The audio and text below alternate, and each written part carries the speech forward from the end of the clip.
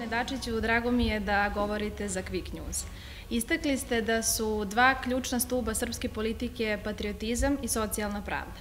Šta ta dva stuba treba da predstavljaju građanima i građankama Republike Srbije? Pa ja lično mislim da svaki političar koji želi da ima neki trag, odnosno uticaj na političkoj sceni Srbije bi trebalo da da neke odgovore na ključna državna i nacionalna pitanja.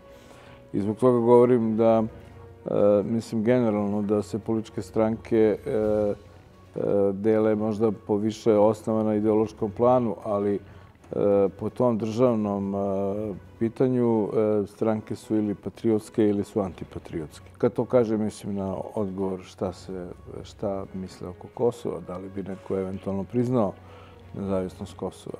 Jer ima mnogi koji govore da je Kosovo izgubljeno i koji bi eventualno u dilemi između Evropske unije i Kosova izabrali Evropsku uniju. Drugo pitanje je odnos prema NATO-u. Znači, naš je stav da mi ne treba da ulazimo u NATO, odnosno da treba da zadržimo vojnu neutralnost. I iskreno rečeno, mislimo da oni koji su bombardovali našu zemlju bez odluke Saveta bezbednosti Ujedinjenih nacija, da su to ratni zločinci. Treće je pitanje Republike Srpske i odnosa Srbije prema Republici Srpskoj. Ima oni koji smatraju da je to genocidna tvorevina i u samoj Srbiji. Mi smo ponosni na Republiku Srpsku i smatramo da je to najveća istorijska pobjeda srpskog naroda posle Prvog svjetskog rata i prisjedinjenja Vojvodine. I naravno odnos prema našim prijateljima, a to znači šta ćemo sada da radimo kada se vrši pritisak, dovedemo sankcije Ruskoj federaciji.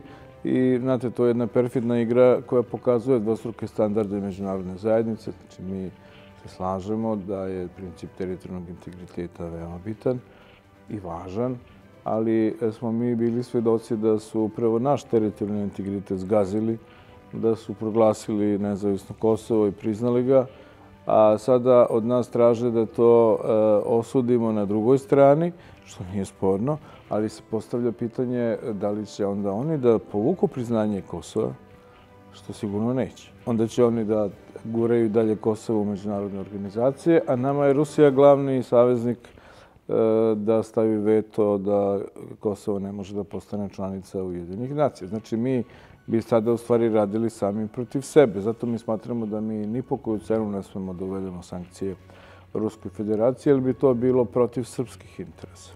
Znači, to je čitav taj korpus tih patriotskih pitanja i mislim da bi tu bi se već napravila određena eliminacija političkih ličnosti i partija koje imaju drugačije stavove koje ne podržava narod Srbije. Drugo pitanje jeste pitanje socijalne pravde i to je sada već ideološka razlika između stranaka. Mi pripadamo tom korpusu socijalističkih partija, onoga što bi se moglo, kako bi se to u istoriji definisalo, oni koji se nalaze na strani, oni koji žive od svoga rada, tako da nas zanima položaj radničke klase, odnosno oni koji kako su njihova prava u radnom odnosu. Taj divlji kapitalizam u koji smo mi ušli posle 5. oktobra 2000. godine je pokazao svoje negativne strane. Radnici su otpušteni sa posla, uništene fabrike, preduzeća. Prava radnika je veoma umanjena raznim zakonima o radu. Znači, mi se zalažemo za poboljšanje statusa radnika, za bolji položaj majki, trudnica, za izjednačavanje plata žena sa platama muškaraca, što je nezamislivo da u 21. veku žene imaju manje plate od muškaraca samo zato što su žene na istom radnom mestu sa istom školskom spremom. Zatim za socijalne penzije, odnosno da svako može da ode u penziju bez obzira što nema taj uslov dužinu radnog staža, jer su ljudi bili otpušteni sa posla, nisu mogli da ostvare to pravo. Da se povećaju subvencije za seljake i naravno naš temeljni princip, a to je besplatno školstvo i besplatno zdravstvo. Znači, to je ono što se tiče direktno čoveka i njegove porodice i njihovih sopstvenih interesa. To je ključ, to su dva osnovna stuba moje politike i politike partije koju ja vodim. Da, istakli ste jako važna pitanja i meni je drago što govorimo o njima baš danas. Ove godine vi obeležavate 30 godina od kako ste seli u poslaničke klupe i za to vreme ste zaista mogli sa različitih pozicija da posmatrate sliku, tu političku sliku naše zemlje. Osvrnuli smo se malo, ali kakva je ta politička slika naše zemlje danas? Pa sigurno da je ta istorija i moja je na neki način pokazatelj istorije Srbije kroz koju smo mi prošli u posljednjih 30 godina. Znači, naime, ja sam učestvovao na svim izborima od kad je ponovo uveden višepartijski sistem, znači od 90. godine, a izabran sam za poslanika 92. i od tada sam neprekidno i poslanik i već dugi niz godina i ministar, sad sam i predsjednik Narodne skupštine. Naša koalicija sa Srpskom naprednom strankom i sa Aleksandrom Vučićem traje 10 godina. I to je možda za analitičare zanimljivo da vide da li je bilo neke duže koalicije u istoriji Srbije, vladajuće koalicije. Jer mi u Srbiji nismo baš mnogo poznati po tome da dugo traju naša prijateljstva. I za vreme tih 10 godina zaista je napravljen jedan veliki pomak. Pomak u međunarodnom položaju Srbije. Pomak u tome da smo mi uspeli da neka pitanja, kao što je pitanje Kosova, ponovo vratimo na dnevni red, jer kao što znate, kad sam ja bio ministar spoljnih poslova, 18 zemalja je povuklo priznanje Kosova. To je ogroman rezultat. A može da bude još sigurno toliko. A u vreme pre toga 110 zemalja je bilo priznalo Kosovo, a od 193 članice Ujedinjenih nacija. Sada je ta pozicija takva da 100 zemalja ne priznaje Kosovo. Znači, veoma smo popravili naš položaj. Imamo izuzetno dobre odnose i korektne odnose sa najvećim svetskim silama. U ekonomskom smislu je došlo do ekonomske konsolidacije, do sređivanja stanja u oblasti finansija, do ekonomskih reformi, što je sve rezultiralo i povećanim obimom stranih investicija i većom zaposlenošću. To je sve nešto što je omogućilo da ima više para za ulaganje u puteve, pruge, bolnice, škole, povećanje i stabilizaciju plata i penzija. To je nesumnjivo donelo veliki napredak. Tako da mislim da je Srbija na dobrom putu i da je bitno da se taj dobar put nastavi. Pomenuli smo put naše Srbije. Za nekoliko dana, odnosno znaćemo kako su građani Srbije glasali. Kao predsjednik Narodne skupštine, šta očekujete od izbora? Pa ja sam, prvo kao predsjednik Narodne skupštine, ja sam zadovoljan što će svi da učestvuju na izborima. Jer, znate, kad sam postao predsjednik skupštine, predamnom je bio veliki zadatak, a to je da vodim taj međustranački dijalog između vlasti i opozicije. Tu su učestvovali predstavnici Evropskog parlamenta. Neke stranke nisu htjele da učestvuju u tom dijalogu zajedno sa nekim strancima, pa sam ja onda autonomno vodio taj dijalog.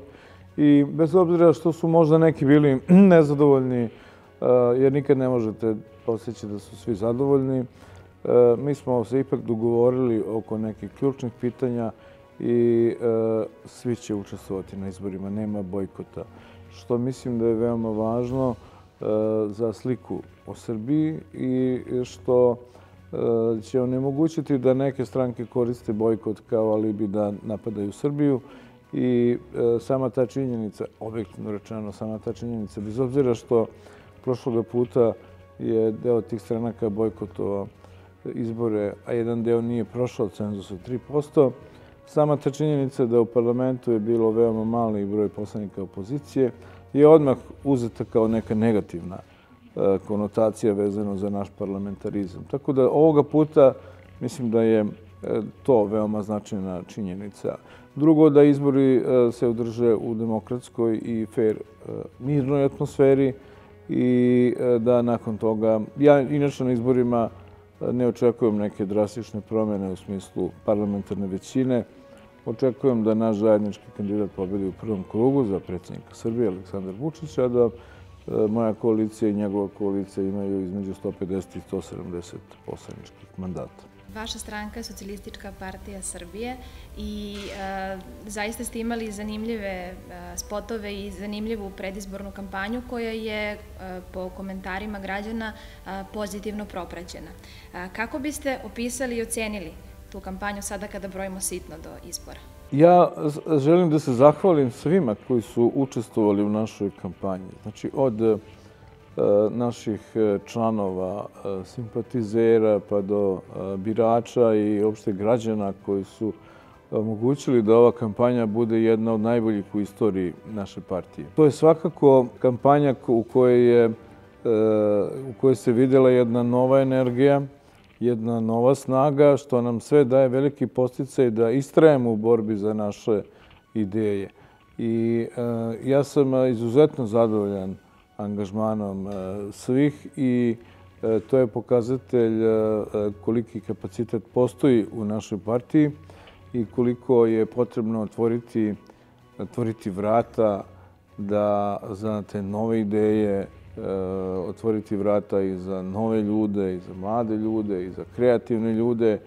I želim da bez njihove podrške i bez učešća ne bismo mogli sve ovo da izvedemo do samog kraja. Mi smo, kao što ste sami rekli, pokušali da na veoma različite načine prikažemo svoju politiku, uključujući i personalno i mene lično, ali i kandidate za gradonačelnike kao što je Toma Fila u Aranđelovcu, na primjer Ratko Nikolić, naš proslavljeni rukometaš i najbolji rukometaš na svetu svojevremeno, kapitan naše reprezentacije, i da se na tim skupovima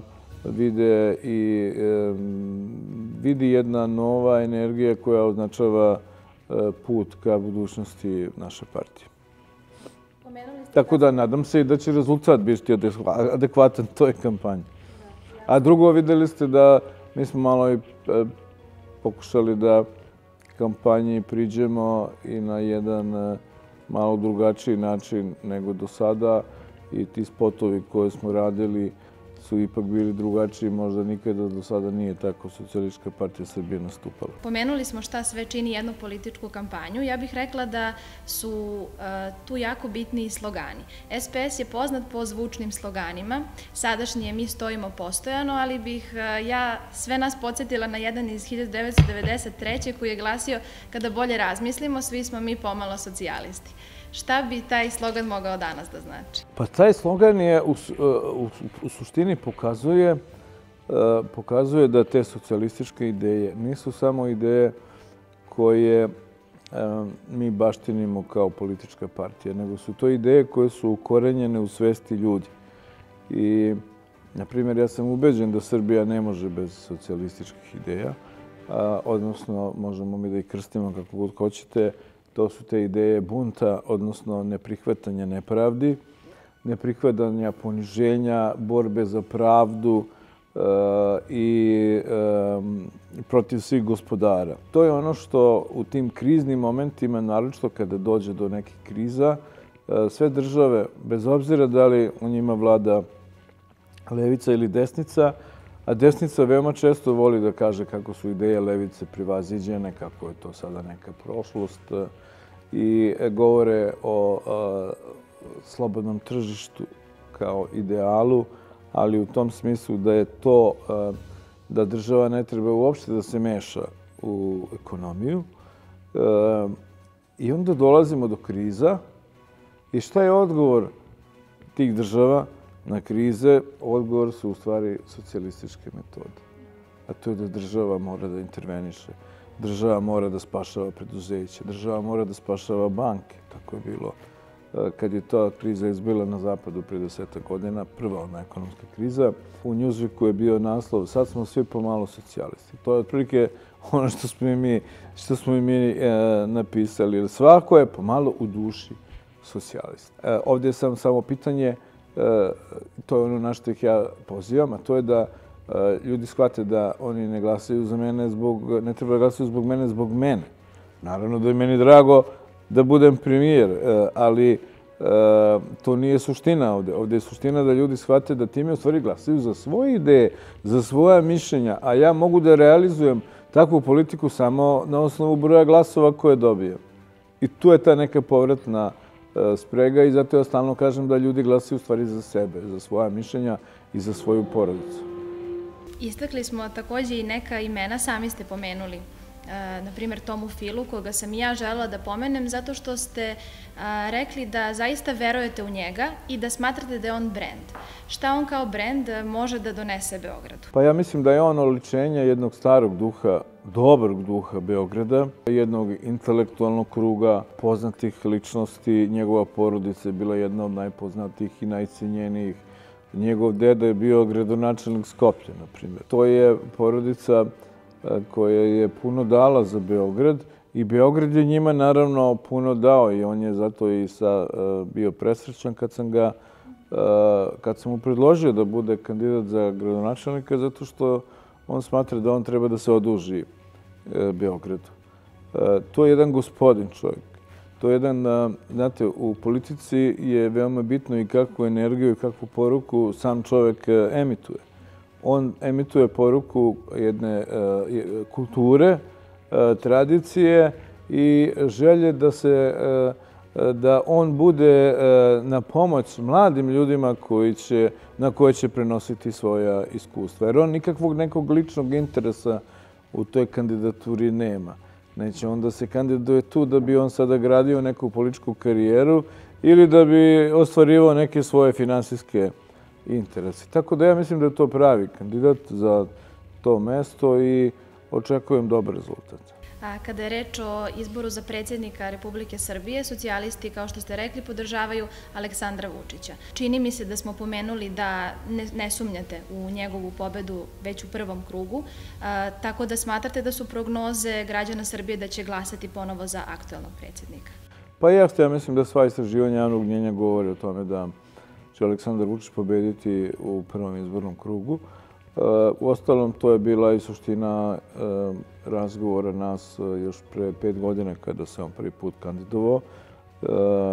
Mi smo tada seli i razgovarali o tome šta bi nam donelo da svaka od stranaka ima svog predsjedničkog kandidata, da bi to unelo određene probleme u smislu toga da svi zajedno treba da zapnemo da naš kandidat pobedi u prvom izbornom krugu, a da bi kandidovanje više kandidata iz vladajuće koalicije praktično rasturalo taj jedinstveni skup glasova za predsjednika u ime vladajuće koalicije. Tako da i tada je Aleksandar Vučić bio naš predsjednički kandidat, sada je ponovo, s tim što mi imamo u ovom slučaju odvojene izbore, tako da je sada veoma potrebno naglasiti da ja pozivam sve birače naše da glasaju za Vučića za predsjednika, ali da na parlamentarnim i lokalnim izborima glasaju za našu izbornu listu i zato sam ja to i personalizovao. Ivica Dačić, premijer Srbije, da ljudi znaju da na jednim izborima glasaju za predsjednika, a da na drugim listiću glasaju za premijera, na trećem za gradonačelnika Beograda i tako dalje. I to je suština, ali mislim da je ovdje važno da ćemo mi nastaviti saradnju sa Vučićem i Srpskom naprednom strankom i posle tih izbora i da smo se to već dogovorili. Bilo mi je jako simpatično kada sam čula da je Aleksandar Vučić rekao za vas da ste spavalica. Da li je istina da volite da spavate duže? Pa ne, ja volim da spavam duže, ja spavam kraće od njega, a samo što kasno počnem da spavam. Tu je razlika u tome što on ima drugačije,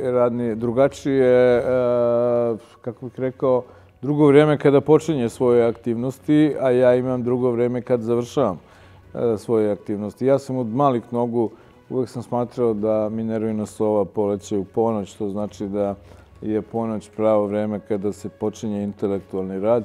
I ja nikad ne legnem pre 3 ili 4, ne idem ja po kafanama, nego ja pričam o tome i kada sedim kući, za mene ja mogu da vas pozovem u 2 ujutru.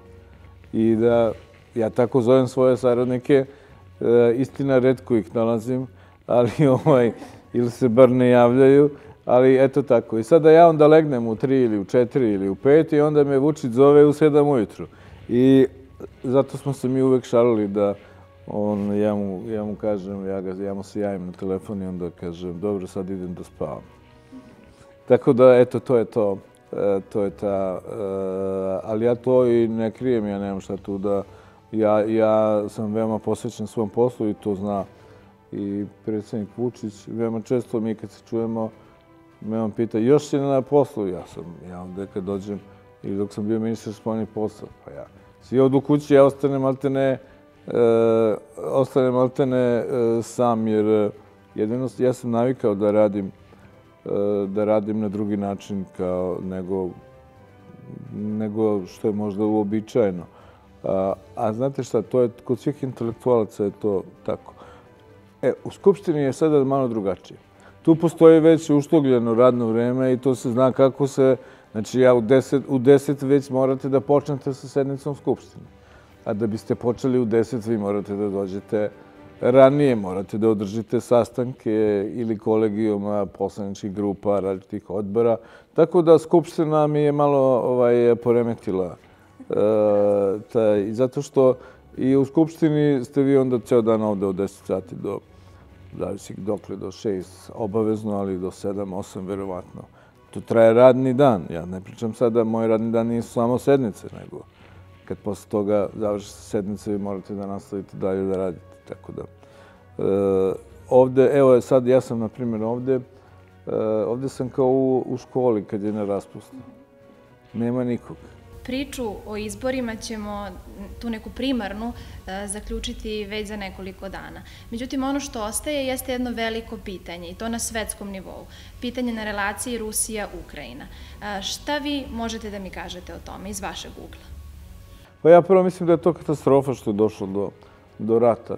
Mislim da je to jedan plan da se zavade bliski narodi i o tome možete da čitate još iz vremena Bizmarka koji je govorio ako hoćete da srušite Rusiju, vi morate te bliske narode kao što je ukrajinski da nahuškate.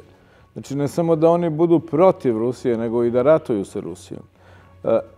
Ako sada to malo pogledamo na naše područje, prebacimo, vidjet ćemo da je to slično ovdje i sa nama.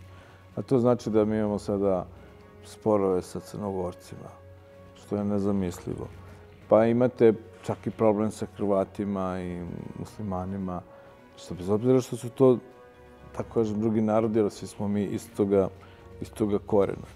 I baš zato je veoma loše što je došlo do tog rata. Opet, nadam se da će se to diplomatski, da će se probati da se sada diplomatskim putem dođe do nekog rješenja koje bi bilo prihvatljivo za obe strane. Ja jedino apelujem na sve da vode računa o interesima svojih naroda, a ne da budu neki pioni u rukama nekih drugih. Koje su po vašem mišljenju posljedice koje vidimo već sada i koje ćemo možda u budućnosti vidjeti? Pa mislim da te posljedice će se pre svega osjetiti na planu ekonomije, odnosno samim tim što su i Rusija i Ukrajina dve veoma važne zemlje i po svojoj veličini, ali i po svojim resursima i po svojim kapacitetima, ali i po infrastrukturnim vezama koje su važne za ostatak Evrope. Tu sad već osjećamo određene nestabilnosti na tržištu. Pitanje je kako će se snabdevati Evropa gasom, naftom, kako je sa drugim proizvodima. Znate, mnoge zemlje Evrope nisu u stanju da same obezbede dovoljne količine određenih proizvoda, pa samim tim i hrane. Pa to već sada dovodi do određenih nestabilnosti. Mi za sada uspevamo da držimo situaciju pod kontrolom. Međutim, postoje neka pitanja na koje ne možete da utičete, a to su svetska kretanja cena i to će nesumnjivo imati određeni uticaj na našu zemlju. Zato je bitno da u ovim vremenima, sad se vraćam na pitanje izbora, veoma je bitno jer vi ne možete sada da birate vreme u kojem ćete da se rodite ili da živite, ali možete da birate ljude koji će da upravljaju tim vremenom, odnosno da upravljaju državom u ta teška vremena. Zato je potrebno da rukovodstvo bude jako odgovorno, ali i mudro sa druge strane. I zato sam i mislio da kažem da je, zato i uvek i govorim da smatram da je Vučić predsjednik, a Dačić premijer jedna najbolja kombinacija i rešenje koje daje političku stabilnost i daje garanciju da će Srbija biti u sigurnim rukama, da ćemo osigurati i mir i stabilnost, ali i zaštitu naših nacionalnih i državnih interesa. Drago mi je da smo govorili o ovako bitnim stvarima i voljela bih da završimo ovaj intervju veselo. U jednom od vaših predizbornih spotova pevate stihove pesme Računajte na nas. Koje ćete stihove ili koju ćete pesmu pevati u nedelju? Pa vi znate da je omiljena moja pesma ko bi rekao čuda da se dese. Da. Znači biće Miljacka. Pa dobro, da kažem jednu stvar, ja sam Miljacku, to je Kusturica kriv što sam počeo da pevam Miljacku, jer pošto smo mi prijatelji, onda je on imao koncert u Briselu 2000, koja godina je 12. mislim, ili tako nešto, možda i ranije je bilo. Mislim da je bilo ranije. Onda me pozvao da dođe na binu da zajedno pevam. I ja do tada sam to čuvao za sebe, znači nisam to baš toliko reklamirao što pevam. Međutim, to su svi snimili. I pesmu koju sam otpevao bila je Miljevska. I tako je to krenulo. Tako da sad ja mislim da ako bi se pravile ankete, značajan deo misli da ja u stvari pevam, da ja pevam Miljevsku. Tako da, eto, ali važno je da se peva, da se mi razumemo. Ne radim ja to zbog publike, ja to radim zbog sebe. I voleo bi da svaki čovjek ima nešto što može da radi iz svog zadovoljstva i da bude sa što manje problema. Lepim smo rečima završili ovu priču. Gospodine Dačiću, hvala vam što ste govorili za Hvala Quick i News. vama, hvala na poseti. Daj Bože da uskoro dođete i kao poslanici.